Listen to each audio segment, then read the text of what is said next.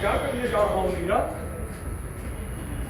राजद्रोहियों और गद्दारों की जासूसी और यह मौका मिला, उनकी हत्या करने से भी नहीं चूकूंगा। जानती हो, यदि मैं उनकी हत्या करने में कामयाब हुआ तो मुझे कितना रुपया मिलेगा? कितना रुपया मिलेगा? पूरे 2 लाख। सात पुस्ते बैठकर खाएंगी, कितना रुपया होता है? 2 लाख। और आने वाली 1000 पुस्ते तुम्हारे ऊपर थूकेंगी। ये सरकारी नौकरी छोड़ क्यों नहीं देते? ऐसी नौकरी करने का क्या लाभ जो तुम्हें अपने लोगों के खिलाफ काम करने को विवश करे? अपने लोगों के खिलाफ? देशद्रोहियों और आतंकवादियों के खिलाफ? जिन्हें तुम देशद्रोही या आतंकवादी कहते हो, वे देशभक्त हैं, महान देशभक्त। ओह, महान देशभक्त, महारानी विक्टोरिया के गद्दार। मैं कहती हूँ श्रीकांत, तुम्हें 2 लाख चाहिए या फिर अपनी पत्नी नीरा आर्या? ओह, मैं पूछ सकता हूँ कि तुम्हें सिवास से इतनी हमदर्दी क्यों है डार्लिंग? क्योंकि वो मेरा भाई है। ओह, सुभाष और तुम्हारा भाई? ये बात कुछ हजम नहीं हुई माय डियर। हाँ, एक दिन उसने मेरी जान बचाई थी और अब वो देश को आजाद करना चाहते हैं। आज वह देशद्रोही है। अच्छा तुम बताओ मीरा, ऐसे भाई से क्या हमदर्दी ठीक है? देशद्रोही वो नहीं, देशद्रोही तुम हो। मैं अंतिम बार कहती हूँ श्रीकांत, तुम्हें नौकरी चाहिए या फिर अपनी पत्नी? तो फिर सरकारी नौकरी। ठीक है। तुम्हारी जैसी महिलाएं तो आ जाएंगी, लेकिन ये धन और ये इज्जत कहाँ मिलेगी? तो ठीक है, मैं जा रही हूँ अपने पिताश्री के घर।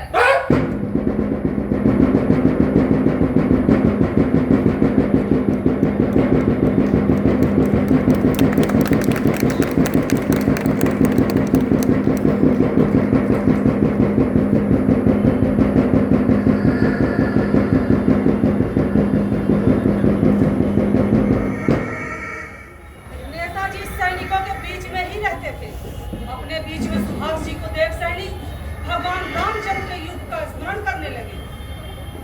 पहली बात हुआ कि भारत का सर्वोच्च नेता आजादी की जंग के नेतृत्व स्वयं कर रहे थे।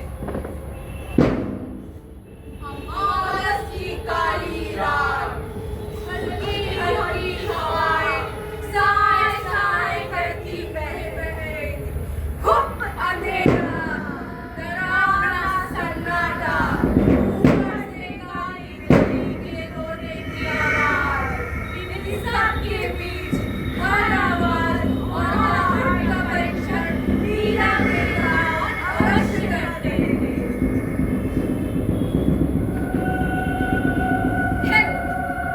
कुछ भी वहम तो नहीं था मेरा। कौन हो तुम? अपना कोड वर्ड बताओ। मुझे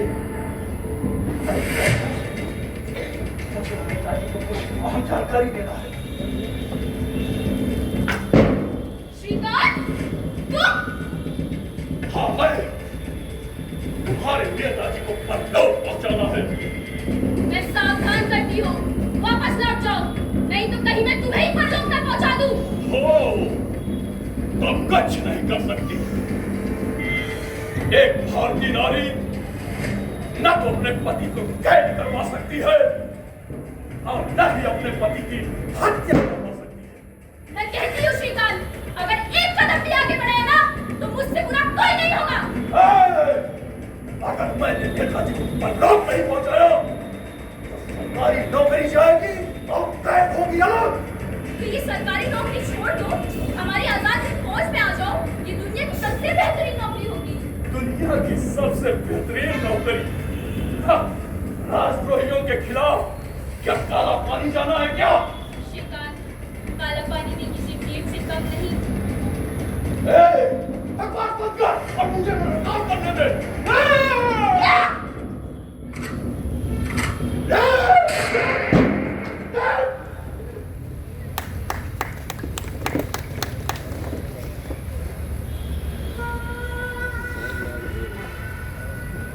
ईश्वर, मुझे इस पति हत्या को माफ करना। भारत माता की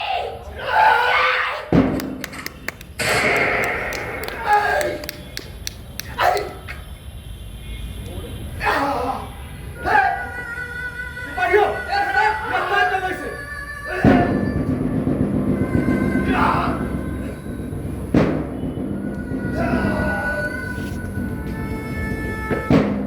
तुमने मातृभूमि का ऋण चुका दिया है। जो गोली तुम्हारे सर के ऊपर से निकल गई वो तुम्हारे सर में भी लग सकती थी, परंतु इसकी परवाह किए बगैर तुमने जिस प्रकार का साहस दिखाया उसे देखकर मैं आज तुम्हें नया इनाम देता हूँ। आज से नीरा आर्या नीरा नागिनी हो गई है। दिल्ली चलकर लाल किले पर तुम्हें सम्मानित किया जाएगा।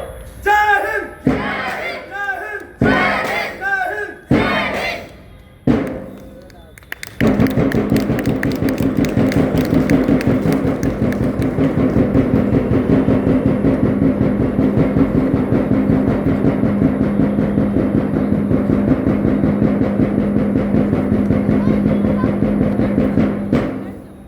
जुलाई 1944 को नेताजी ने रंगून रेडियो से गांधी के नाम एक अपील जारी की। गांधी के नाम अपने संदेश का समापन उन्होंने इन शब्दों में किया।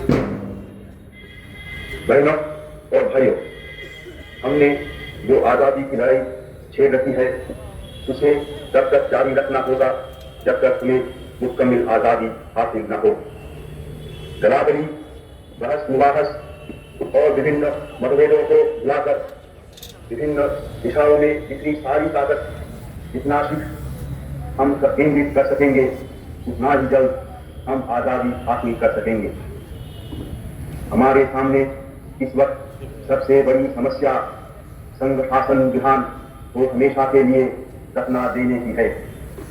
तभी हम अपने मन के मुताबिक अपना शासन विधान तैयार कर सकेंगे। वर्तमान शासन विधान तो हमारी मर्जी के खिलाफ साम्राज्यवाद को मजबूत कर हमारी गुलामी की जंजीरों को और मजबूत करने के लिए बनाया गया है। इसे आप हरगिज़ स्वीकार न करें।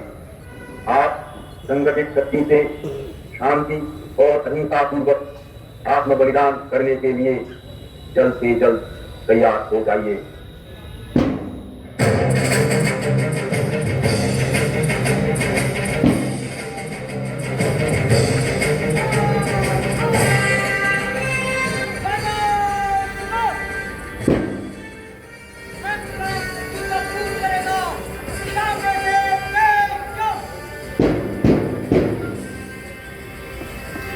Female soldiers, there should be no slave Indian children, okay?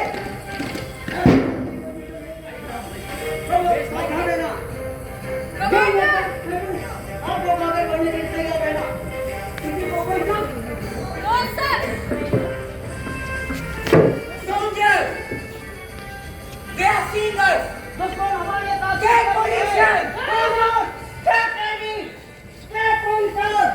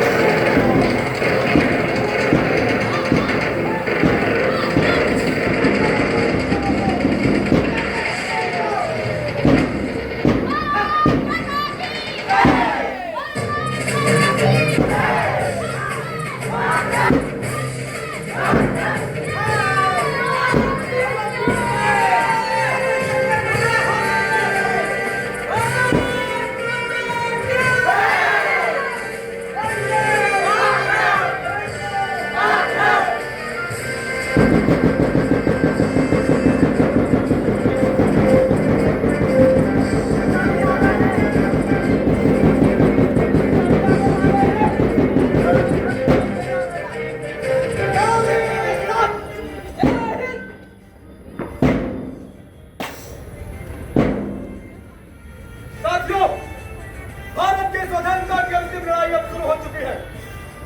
Bharat में अब आजाद हिंद सेना के सैनिक सफलतापूर्वक जंग कर रहे हैं। इस जंग के माहौल में मैं राष्ट्रपिता महात्मा गांधी से अपील करता हूं कि अब हमें आशीर्वाद प्रदान करें। साथियों, स्वतंत्रता बलिदान चाहती है।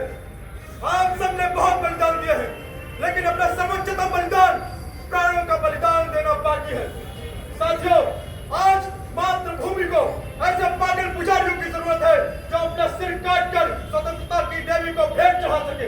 आज खून की जरूरत है, इसीलिए बार बार मैं दोहराता हूँ कि तुम मुझे खून दो, मैं तुम्हें आजादी दूंगा।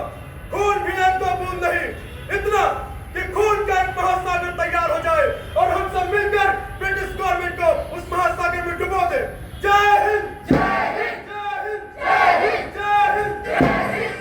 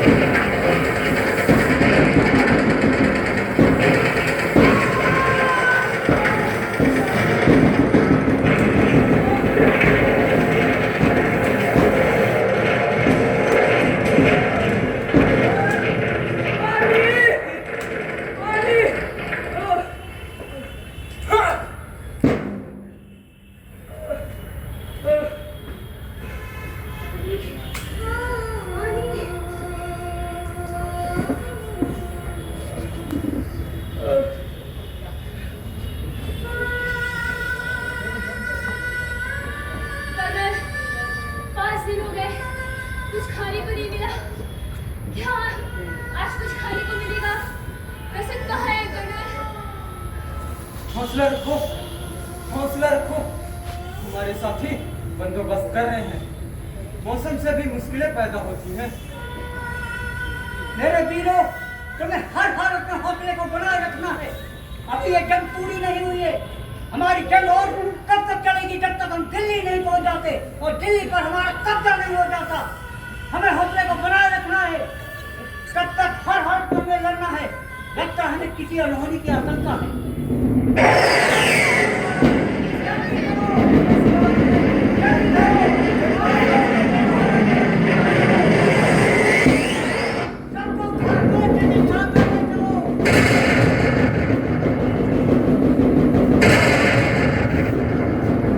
फरवरी 1944 से शुरू हुआ युद्ध जून तक चला। न जाने कितने वीरों का रक्त बहा। भारत की पूर्वी सीमा और बर्मा में लड़ाई चल रही थी। तभी दूसरे विश्व युद्ध की सबसे बड़ी तबाही की खबर आ गई। 6 और 9 अगस्त 1945 को अमेरिका ने नागासाकी और हिरोशिमा पर परमाणु हमला कर दिया। दोनों देशों में बम गिरते ही तकरीबन 2 लाख नागरिक मारे गए। जो बच गए वो काली बारिश और रेडिएशन का शिकार हुए।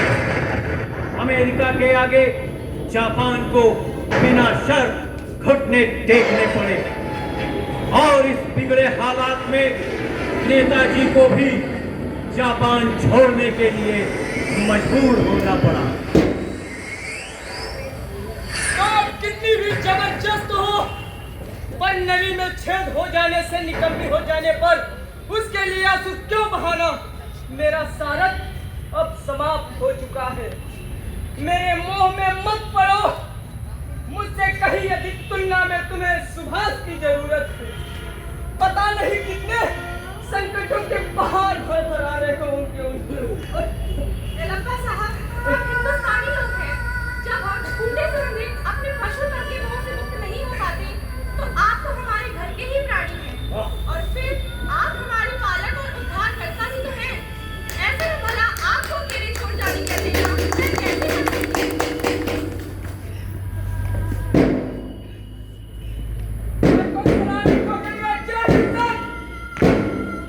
साथियों, युद्ध की स्थिति दिन प्रतिदिन बिगड़ती जा रही है।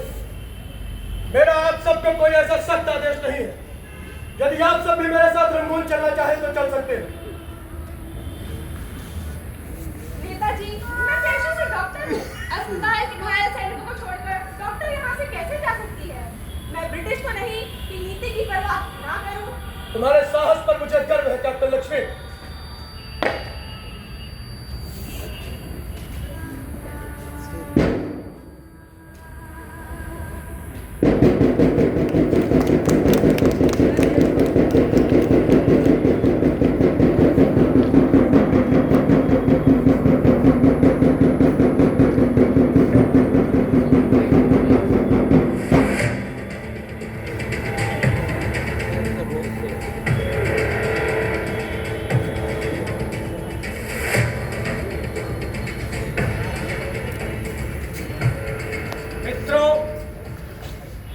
हमारा देश भारत सोने की चिड़िया है। विदेशी ताकतों का सहारा लेकर भारत से युद्ध लड़ना ये युद्ध अपराध है।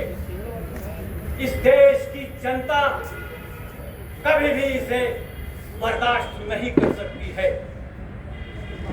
अगर जरूरत पड़ी तो मैं स्वयं सुभाष चंद्र बोस पर तलवार उठाने से नहीं चूकेंगे।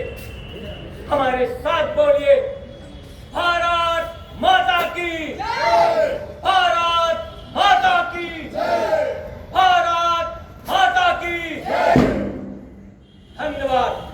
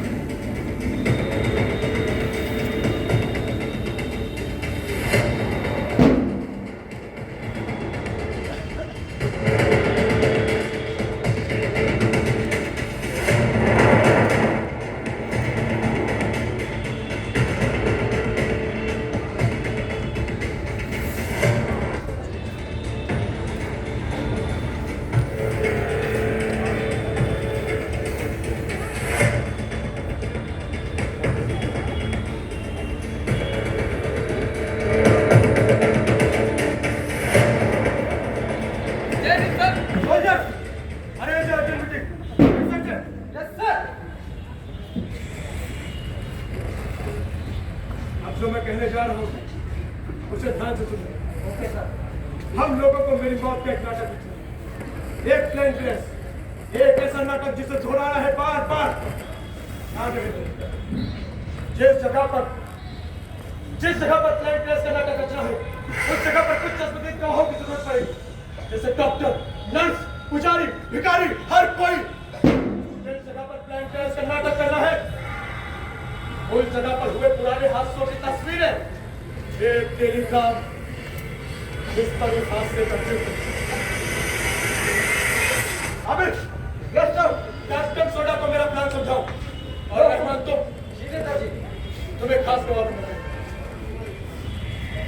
आप कहो सर अकबर नेताजी, आपके लिए तो जान भी हाजिर, लेकिन व्यक्तिगत बहादुरी दिखाने के लिए आप अपना जीवन खतरे में कैसे डाल सकते हैं? आपका जीवन आपकी इमारत नहीं है, वो भारत देश की अमूल्य धरोहर है। ये कैसा? सारी हिफाजत में है। मैं इस अमूल्य धरोहर को कुछ भी बोले नहीं। ये कैसा नाटक? दोहराने का हौसला बार बार करेंगे, जिसे बार बार दोहराएंगे, और याद रहे किसी भी हालत में नाटक बदलना नहीं चाहिए। नाटक नहीं बदलेगा नेताजी, नाटक कितना भी मनगढ़ंत क्यों ना हो, लेकिन इस नाटक की वजह से, इस प्लेन ड्रेस की वजह से मेरे बदन में जो घाव होंगे वो बिल्कुल असली होंगे। मैंने तेजाब का भी बंदोबस्त कर लिया।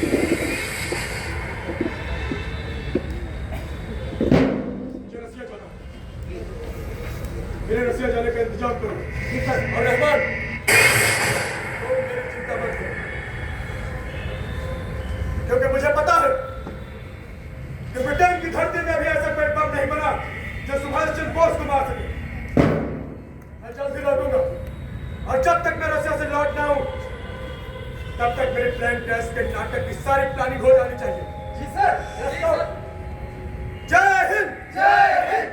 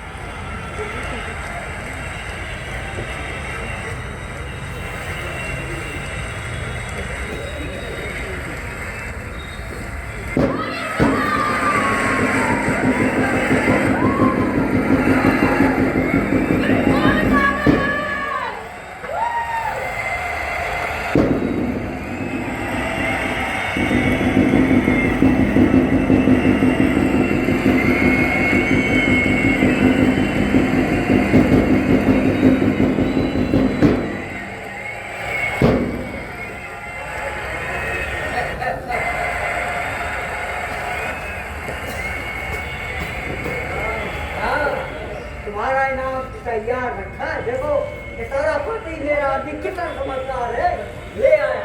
तुम यहाँ तुम्हारा काम किया। पूरे हैं ना? पूरे हैं। जाओ ऐश करो। Thank you. तो दर्शकों कुछ समझ में आया? ना कोई मैच हुआ था, ना कोई जीता था, ना ही कोई हारा था। ये तो पहले दिन प्लान फिक्स था, यानी मैच फिक्स था।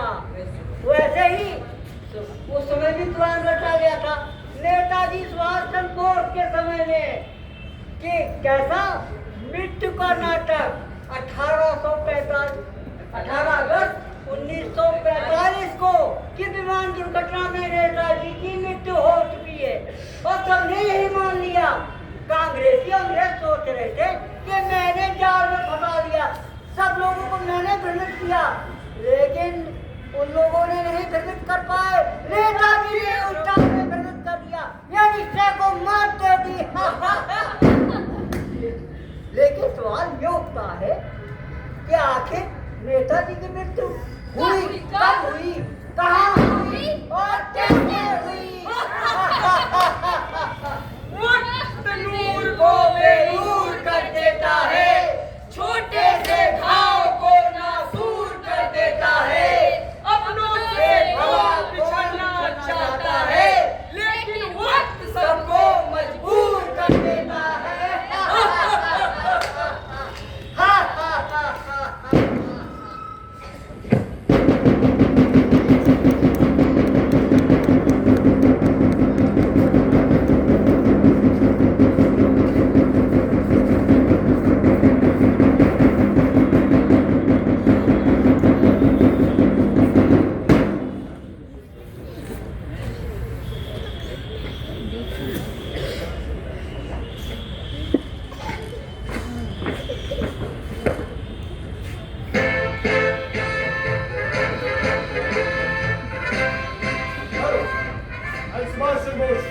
Battalion Commander of Japan. Oh, I am surrendering with all my soldiers. It's very fantastic! I can't believe the Japan commanders, they all surrendered on behalf of Russia. Very good! Arrest them all! I know you are Netaji, huh? Yes, Subhash Chandra Bose. The leader of the freedom fighters in India. It's very good. Thank you.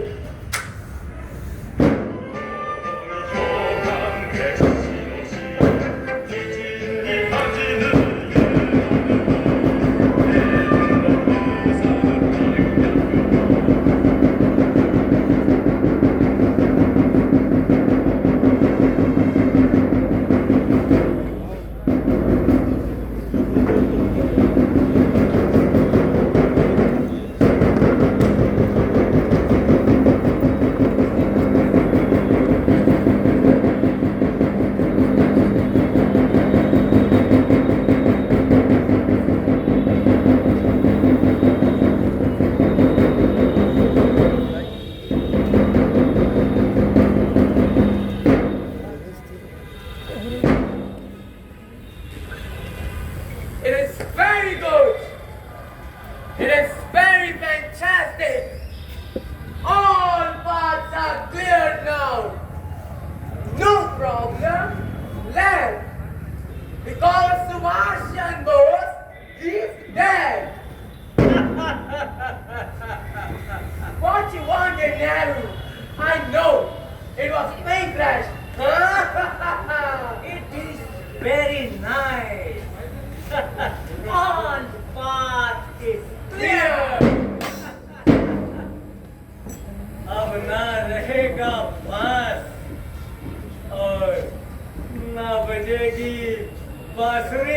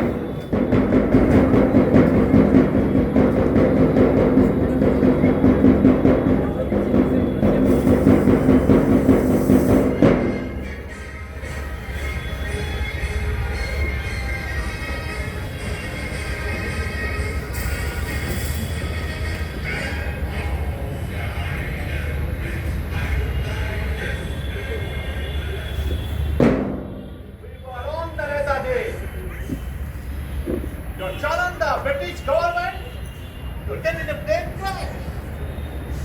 Acting on very good. Netama, you are getting the plane right. But why? You are a prisoner on behalf of Japanese soldiers. This is also a part of drama, Mr. Stalin. I had to meet you anyhow, but I don't have any other option. So I have created this drama. Please support us. Support us against the British government. If you will support me, I will demolish the entire British Empire. No. We won't hit them the Germany for us. What happened to him? He was favoring capitalism and communism. I hate him.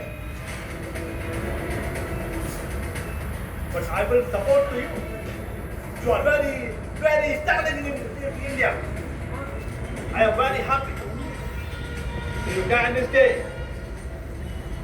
Siberia and Russia as long as you want. It should be free. Okay? Thank you, sir. What yes, do, Mr. Netali? Thank you so much, Mr. Stalin.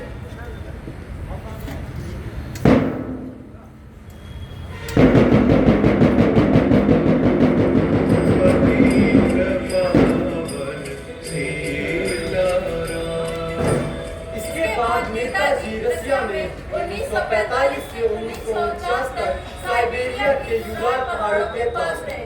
वहीं पर बनी railway line के अंत में जो जगह थी वहीं ये मुलाकात हुई। जेरोबिन से कहा स्टॉलिन से मुलाकात के बाद नेताजी को अच्छे से रखा जा रहा था। उन्हें एक गाड़ी भी दी गई थी। 1949 के बाद भारत की ओर प्रवेश किए। इधर भारत देश 1947 को आजाद हो गया था।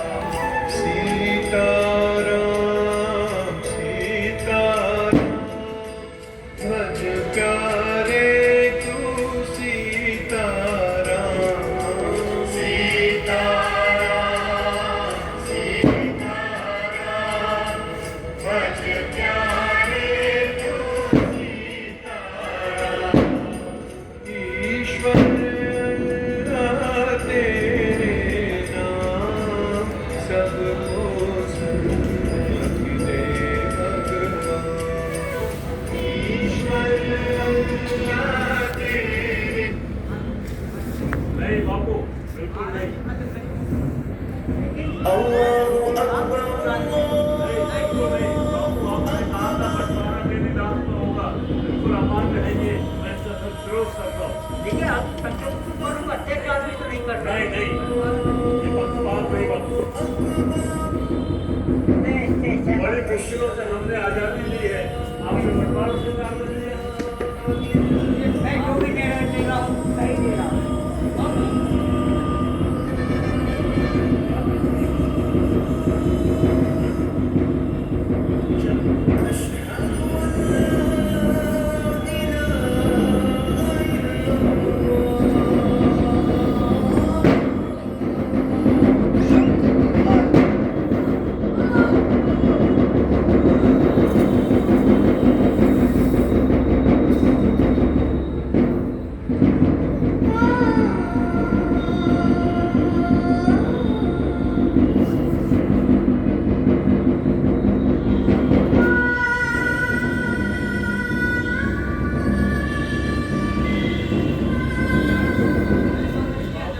मुश्किलों से हमने आजादी ली है, एक भुखमरी के दौर से गुजर रहा है। एक तो आपने बंटवारा स्वीकार कर लिया, ऊपर से आप पर वोट देने के लिए बात कर रहे हैं। नहीं कर रहे हैं बाबू। सब कुछ ठीक है बाबू। आप नहीं है बाबू, आने अपना करें। मैं पूर्ण विरोध के साथ आपके अंतर जो होने के बावजूद पूर्ण विरोध के साथ आपकी मैं धन्यवादी करता हूँ। इसलिए जिनका पक्षपात है उनका पक्षपात है, आपको मेरा खिलाफ।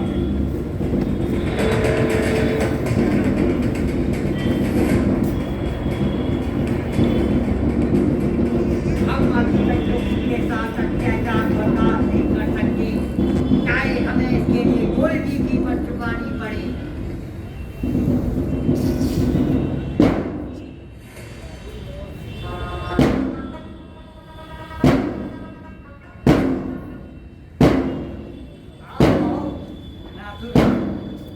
कैसे हो? कुशल से तो हो। ये माला क्यों पहना है?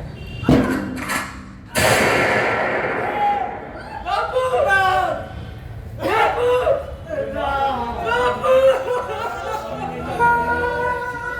कुछ ऐसी गलतियां करी कि मुझे को मारना पड़ा।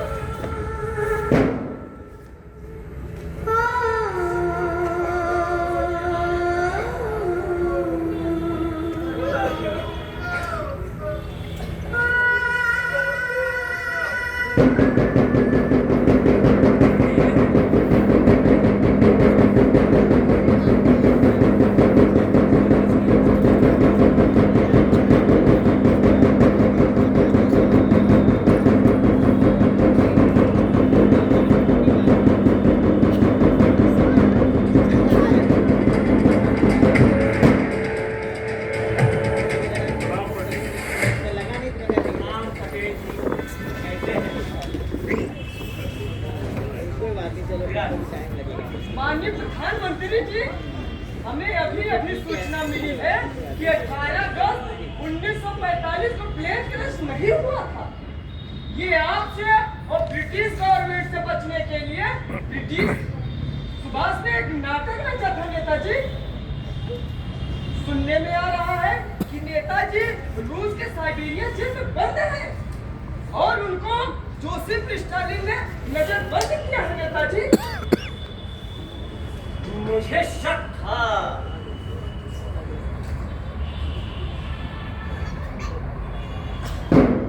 ये देशद्रोही इतना नाटक रचेगा, ये बर्दाश्त के काबिल बिल्कुल नहीं है। उसे जिंदा या मुर्दा गिरफ्तार करना ही पड़ेगा। सेक्रेटरी, जोसेफ स्टालिन को फोन लगाइए। जी sir.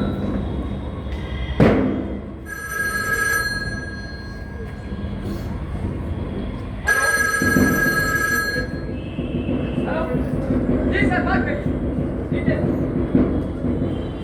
Hello Hello. Hello Hello, I am PM Nehru from India. Okay Are you Joseph Stalin? या I have come to the Mars, Sebastian Bose.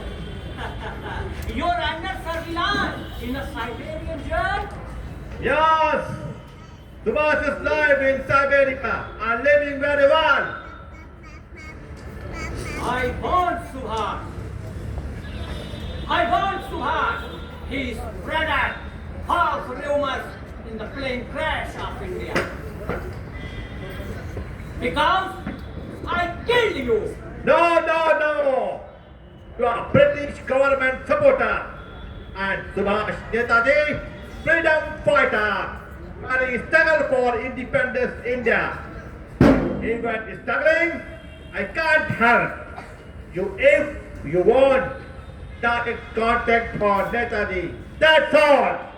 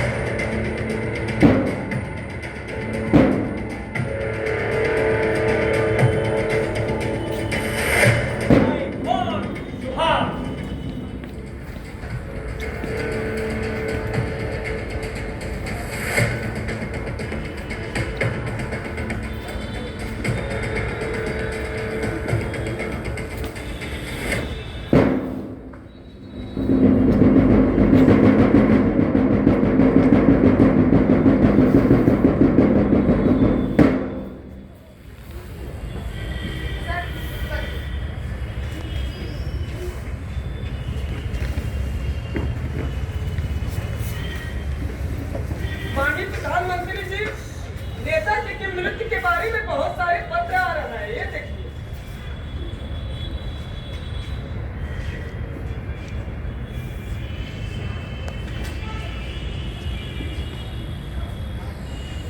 इसमें कोई शक नहीं है पटेल जी कि नेताजी की मृत्यु 18 अगस्त 1945 को हो चुकी। सरकार जो भी कर सकती थी सारी जांच कर चुकी। That's all। मुझे तो नहीं लगता कि अब इसमें कुछ और करने की आवश्यकता है। तो पंडित जी, आप प्रधानमंत्री कार्यालय से कोई अधिकृत सूचना, कोई शोक संवेदना इसका इन नेताजी की मृत्यु हम सबके लिए विचारणीय है। विचारणी तो ये भी है कि सुभाष जैसा कुशल व्यक्ति अचानक राशन से गायब हो जाए, क्या ये संभव है? आप समझ नहीं रहे हैं पटेल।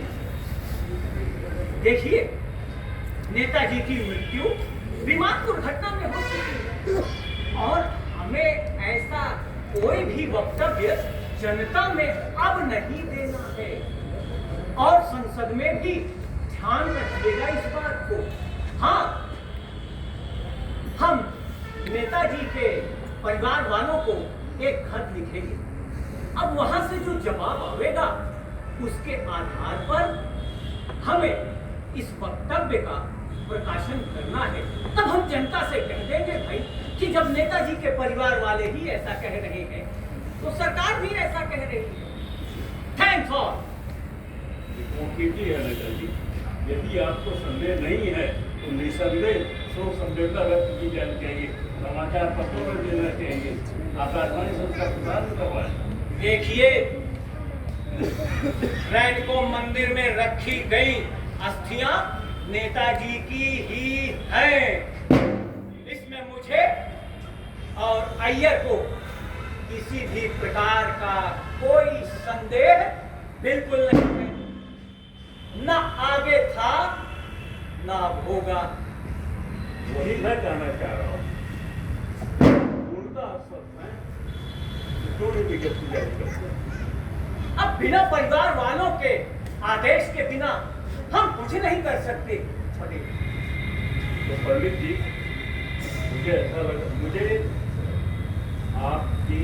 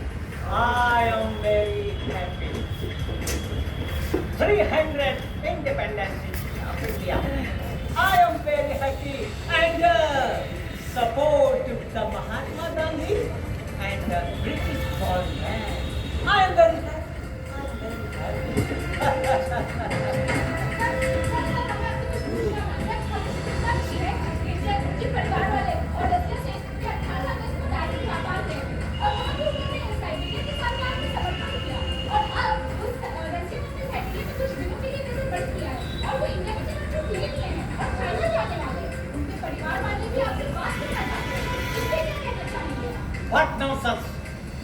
क्या बकती हो? 18 अगस्त 1945 को नेताजी की मृत्यु हो चुकी है। इसमें किसी भी प्रकार का कोई संदेह नहीं है। सरकार को जितनी जांच करनी थी हो चुकी है और अब आगे किसी भी जांच की आवश्यकता मुझे तो नहीं लगती। That's all.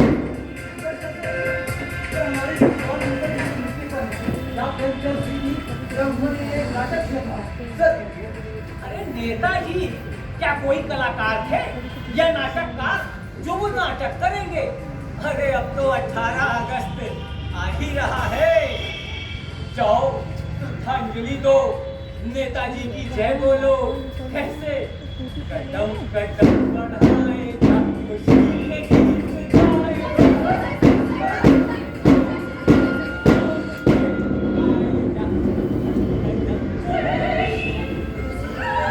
नेताजी जीवित हैं। Netaji is alive?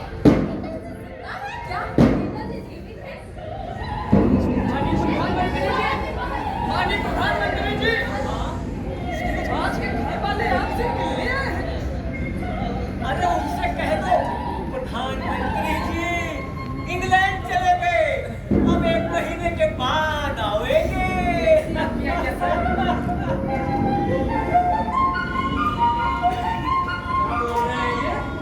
झूठ बोल रहे हैं ये।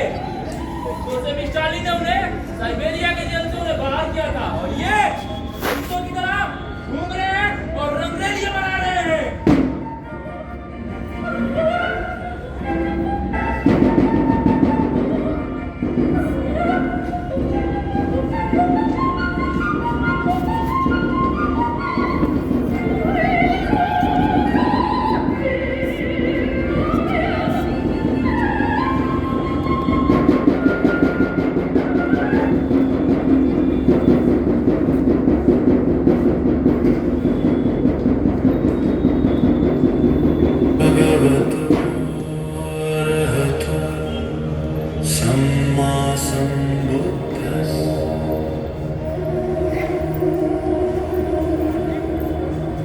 नमो तस्स भगवतो अरहतो सम्मा सम्बुद्धस्स।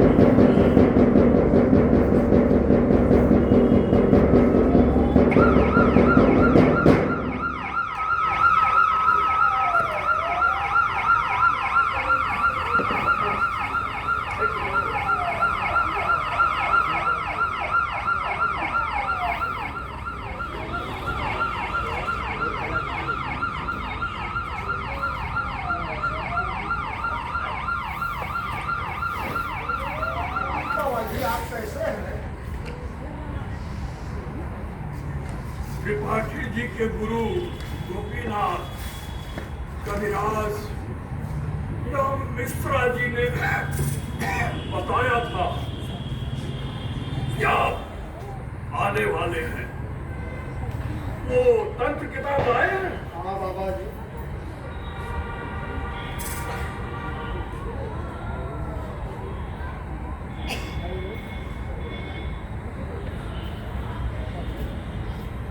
बाबा जी, ठंड बहुत अधिक पड़ रही है। मैं सोचता हूँ क्यों न आपको अगीची की व्यवस्था कर दी जाए। यह शरीर साइबेरिया की ठंड झेल चुका है। यह शरीर साइबेरिया में रह चुका है। मेरे विचार में यह आया है बाबा जी, क्यों न कुछ गर्म कपड़े और कंबल आपको दे दिए जाए।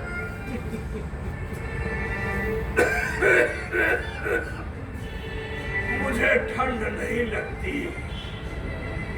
शुक्रिया, इसकी जरूरत मुझे नहीं है। ठीक है बाबा जी, जैसी आप जैसा आप। अच्छा, एक बात बताओ, आजादी को कितने बरस हो गए? यही तकरीबन 8 वर्ष बाबा जी। ओह, और यूपी के? वही बाबा जी, 8 वर्ष। 8 वर्ष हो गए आजादी के।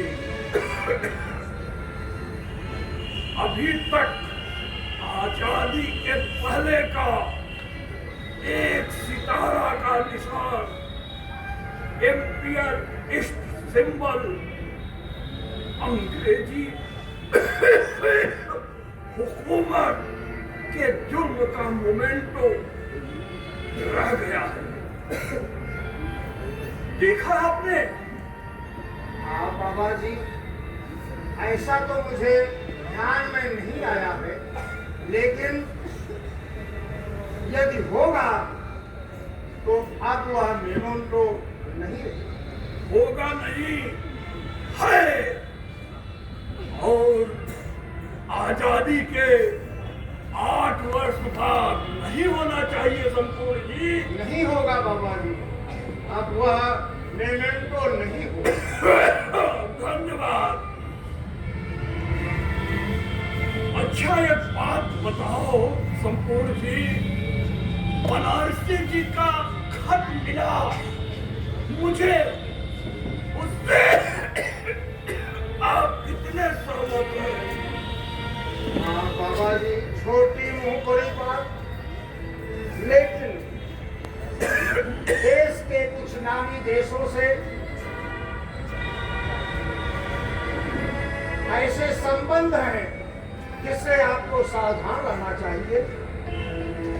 और मेरे विचार में आया है, यूपी सरकार की तरफ से आपको पर्सनल सिक्योरिटी की व्यवस्था कर दी जा रही है, ताकि आप इत्मीनान से रहें। शुक्रिया। अच्छा, अब आप जा सकते हैं।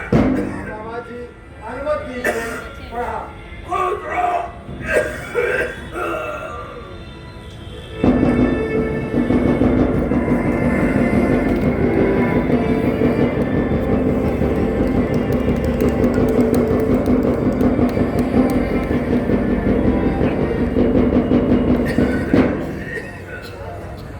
आइए आइए, आपका स्वागत।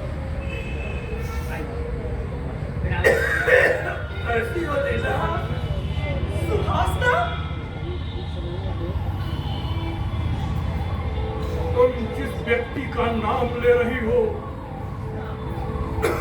यहाँ इस नाम का कोई नहीं रहता।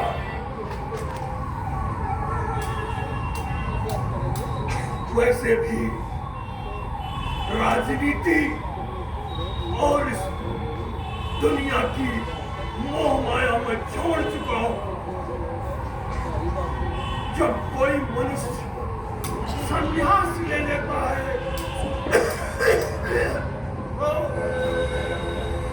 उसका पिछला जीवन ऐसे हो जाता है जैसे उसका पिछला जन्म उस मृत शरीर में और इस जीते जागते शरीर में बहुत फर्क है।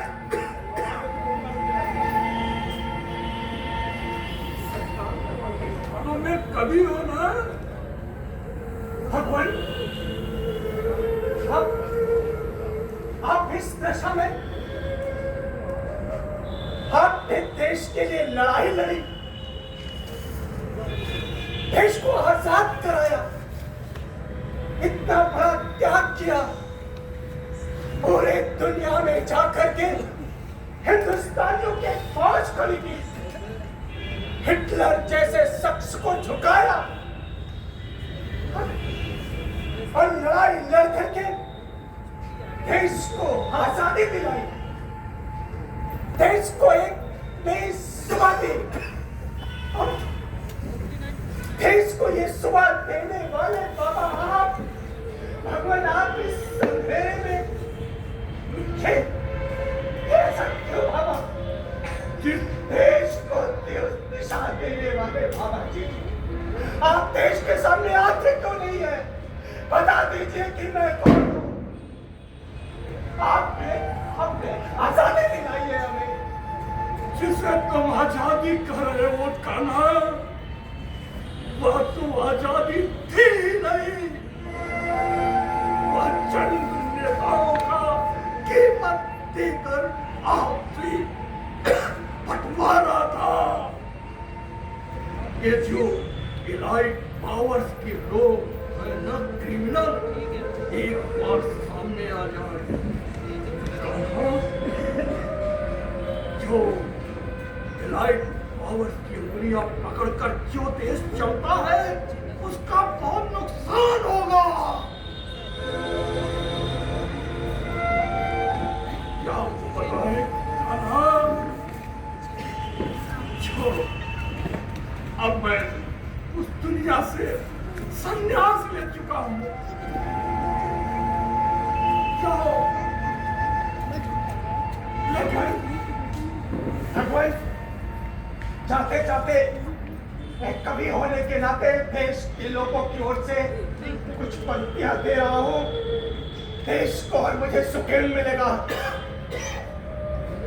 कि म्यांमार में रंगून रेडियो पे कहा आपने गांधी जी को राष्ट्रपिता। म्यांमार में रंगून रेडियो पे कहा आपने गांधी जी को राष्ट्रपिता। अब बड़े गर्व से कहती है ये भारत माँ, तुम राष्ट्रपुत्र हो, राष्ट्रपुत्र हो।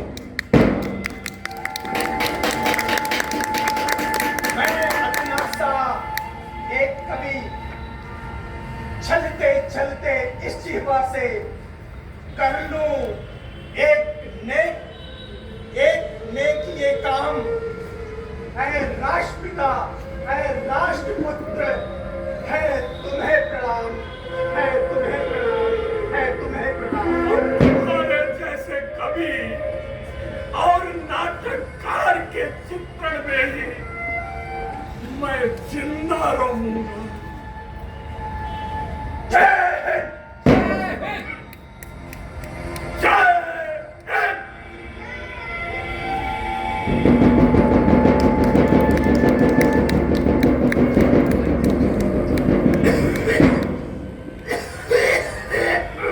भगवान जी,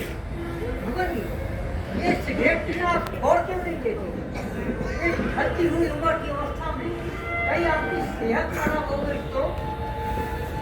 तुमने वांडा चर्चिल का नाम सुना है? ये चर्चिल? ये कौन थे? मैंने तो कभी का नाम नहीं सुना। साला एक नंबर का कमीना आदमी था। अपने देश से अनाज निकालकर सूखा करवाया। 30 लाख बंगाली मारे गए। हिटलर से कम जालिम नहीं था कमीना। सन 1941 में जब मैं फरार हुआ तो मेरे नाम से भी सुसाइड का ऑर्डर दे दिया। तो क्या वो भी सिगरेट पीते पीते मर गए? अरे वो साला तो बहुत दिनों तक जिंदा रहा सिगरेट पीते पीते।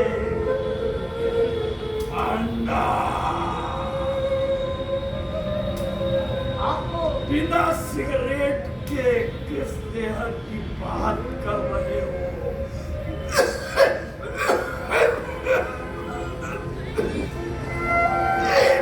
आपको तकलीफ बहुत होती है क्योंकि सर्दियाँ बढ़ रही हैं। अगर आप अपने कस्टडी के बेहतर सिलेंडर वगैरह लगवाओ। बंदा लाइट बुझा दो, मुझे गहरी नींद लेना है।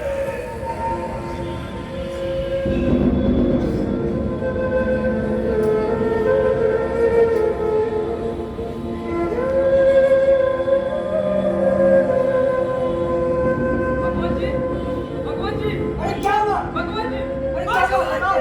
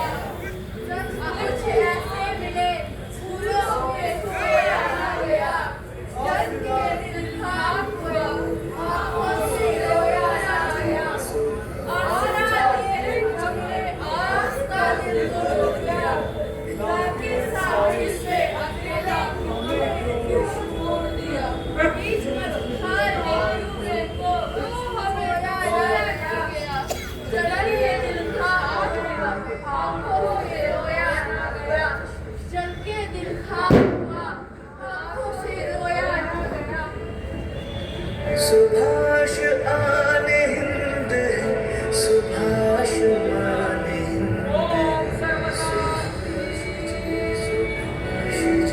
वो जाने हिंद आ गए नाज जिस पे हिंद को वो शाने हिंद आ गए।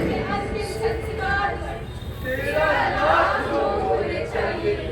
आज उस आरती के स्थान पर बात करने वाला लोग है। बात भारत की इसकी राजनीति कुर्सी के लालच में एक महान स्वतंत्रता सेनानी को गांधी और नेहरू ने गुमनाम कर दिया और उनके परिवार के पीछे मुखरी करवा दिया।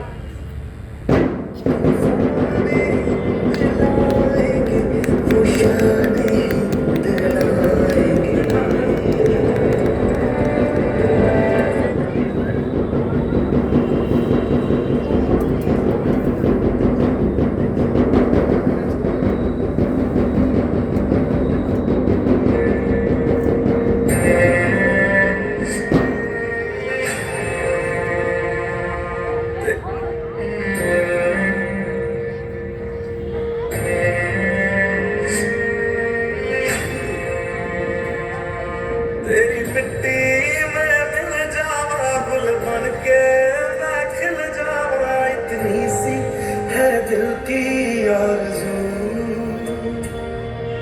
तेरी नदियों में बह जावा, तेरे खेतों में लहरावा, इतनी सी है दिल की आरज़ू।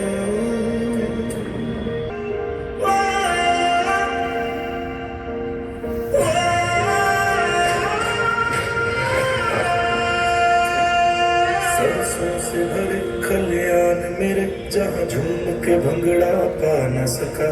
आबाद रहे वो गांव मेरा, जहाँ लौट के वापस जा न सका।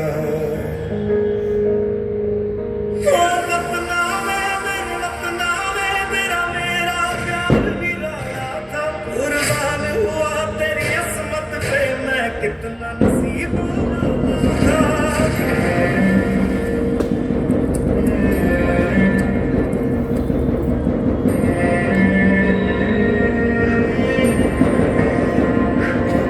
तेरी मिट्टी में मिल जावा, गुल बन के मैं खिल जावा, इतनी सी है दिल की आरज़ू।